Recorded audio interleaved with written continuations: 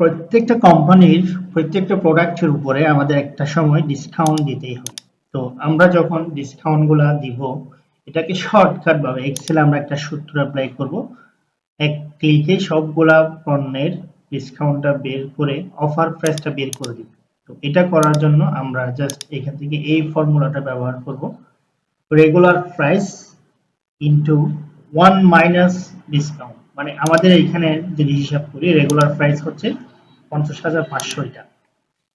এরপর হচ্ছে discount price হচ্ছে এই যে C3, আমাদের আমাদের রেগুলার প্রাইস হচ্ছে B3 এবং ডিসকাউন্ট প্রাইস হচ্ছে C3।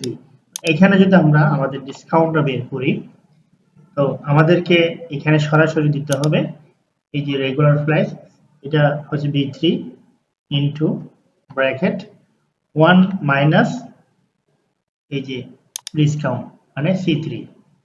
এটা দিয়ে আমরা যখন এন্টার দিব, আমাদের এখানের অফার প্রাইসটা শর্টকাট ভাবে বের হয়ে যাবে। এখন বাকি যতগুলা প্রোডাক্টের মধ্যে এই অফারটা আমরা অ্যাপ্লাই করলাম, সবগুলাতে আমরা এটাকে টেনে দিলাম।